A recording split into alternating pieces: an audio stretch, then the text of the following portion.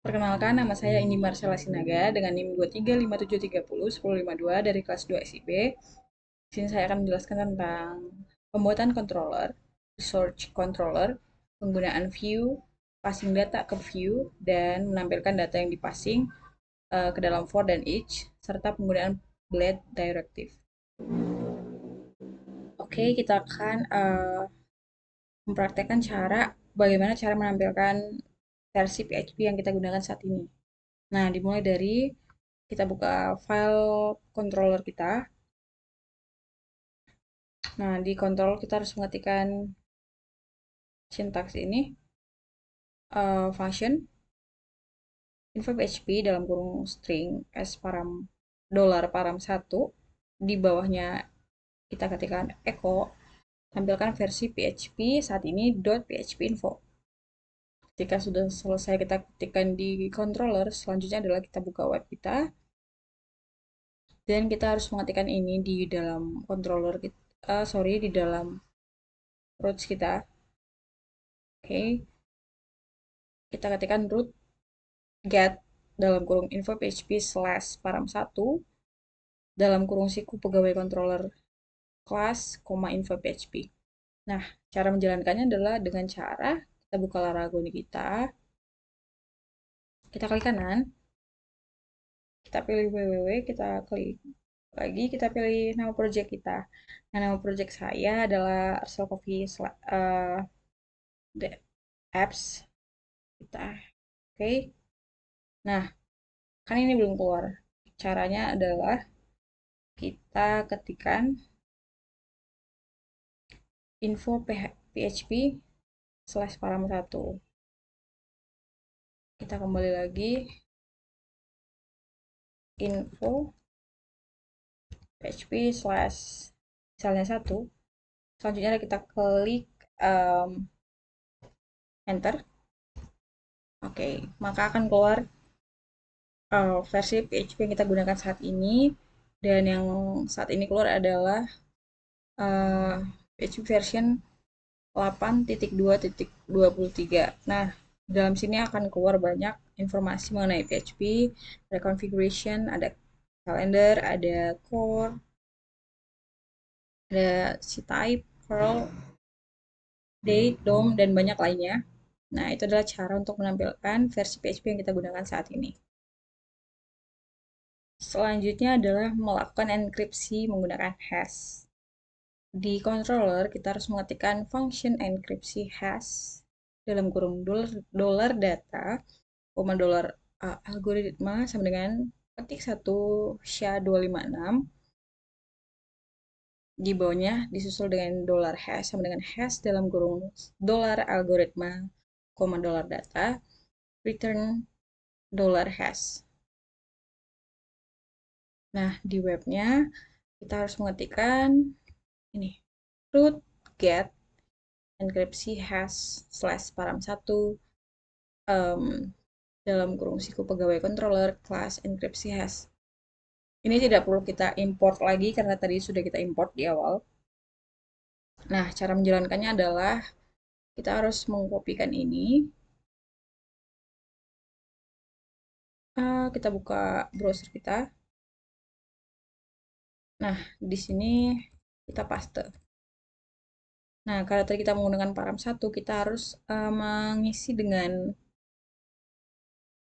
1 contohnya. Kita klik enter. Nah, maka akan keluar hasil seperti ini. Kenapa begini? Karena ya kita menggunakan function enkripsi yang mana akan secara otomatis uh, yang kita masukkan tadi itu terenkripsi dengan kode-kode random seperti ini. Selanjutnya adalah kita menggunakan function random. Kita harus ketikkan ini di dalam VS Code kita, function rand. Rand gunanya adalah untuk mengolah angka yang kita masukkan atau parameter 1 yang kita masukkan dan parameter 2 yang kita masukkan menjadi kode-kode random. Ya, kita ketikkan function rand dalam kurung string dollar param 2, contohnya param 2, dollar param 3, dan selanjutnya adalah kita ketikkan return rand dalam kurung dollar. parameter yang tadi kita masukkan sebelumnya, kita masukkan lagi.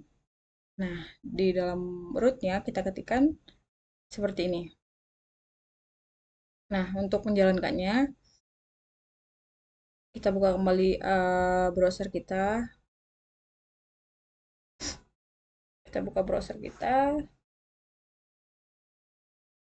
Nah, di bagian ini kita ganti. Oke, salah. Oke, slash. Nah, karena tadi kita menggunakan dua parameter, kita harus mengisinya dengan dua angka.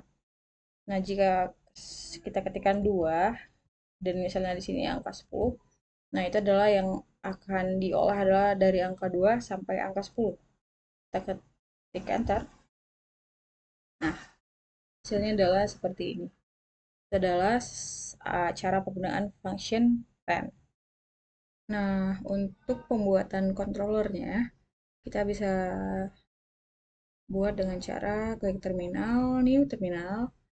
Kita klikkan, kita ketikkan php artisan Mac controller,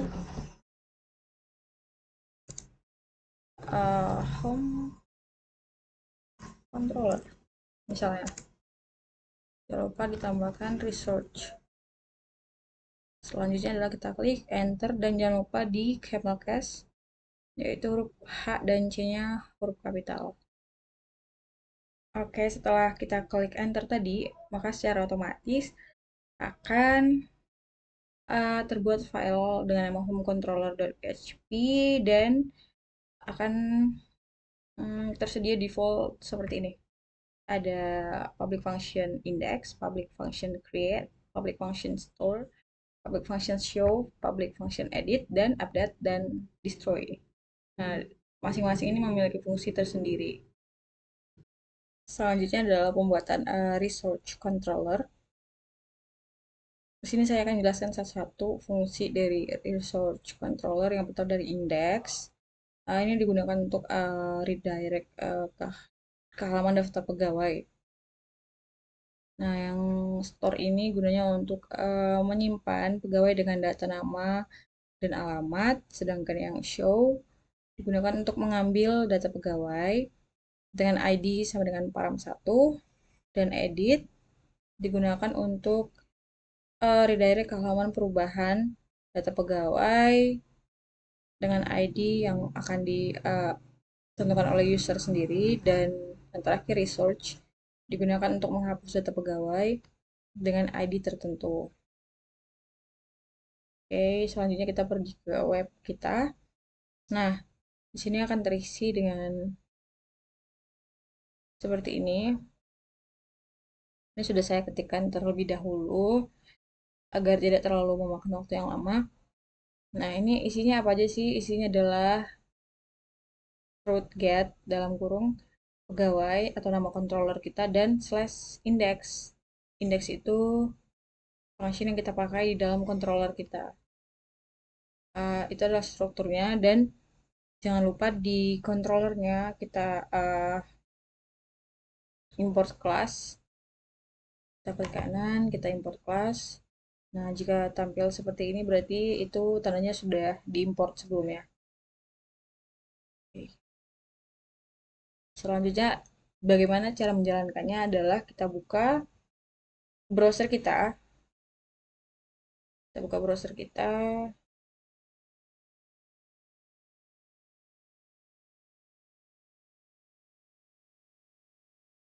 Kita ketikkan, kita pastekan.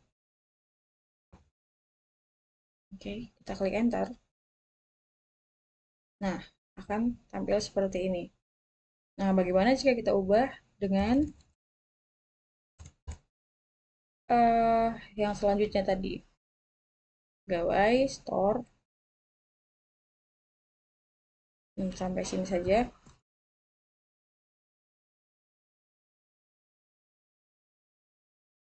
Kita pastekan kembali.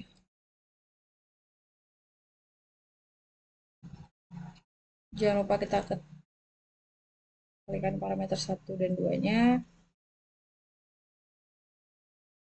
Kita klik enter. Nah, akan seperti ini.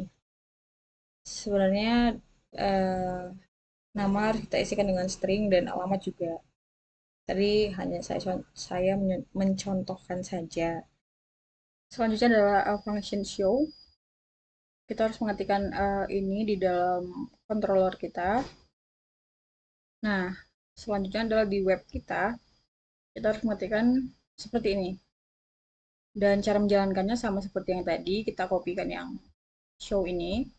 Kita mau diketik juga boleh. Kita pergi ke browser kita. Slash show parameter, karena tadi menggunakan parameter kita harus menginputkan angka ataupun string.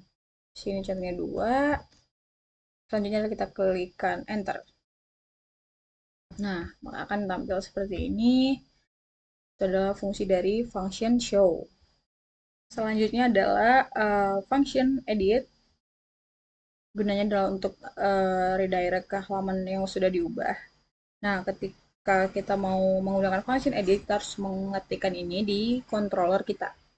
Ketika sudah kita ketikkan, kita buka kembali web kita, dan yang harus kita ketikkan adalah seperti ini. Kurang lebih sama seperti yang di atas, hanya saja di dalam sini berbeda.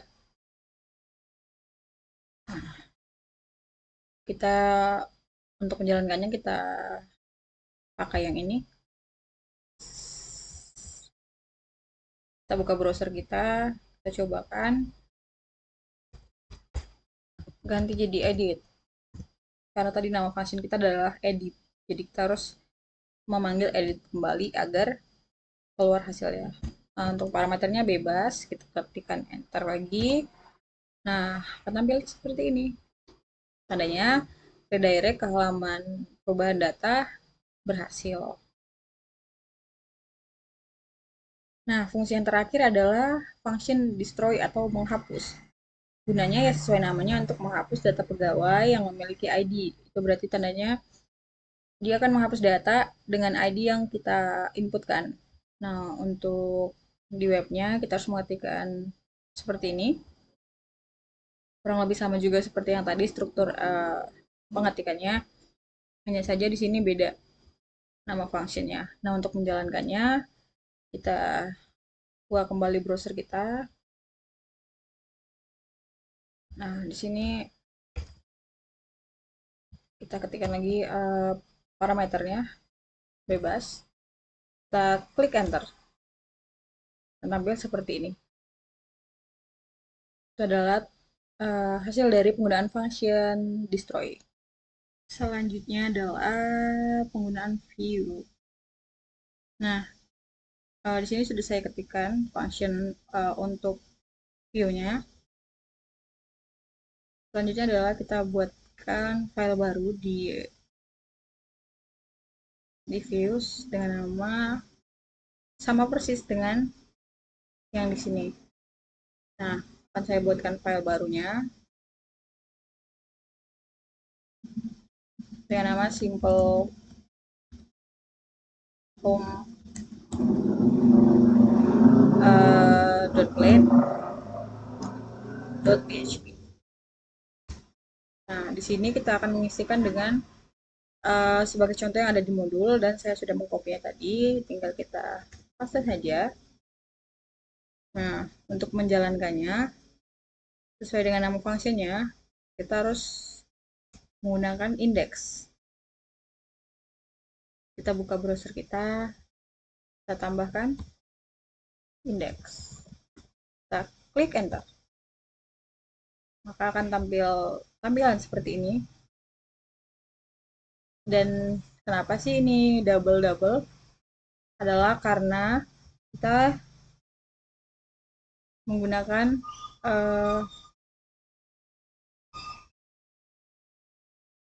beberapa contoh perulangan seperti ada for, ada blade-nya sendiri, dan ada for each. Misalnya kita hapus for each. Oke, kita kembali ke browser kita dan kita refresh. Nah, maka akan berkurang. Dan sini juga ada tanggal, tahun, bulan, dan jam. Itu Bisa kita buat dengan cara em,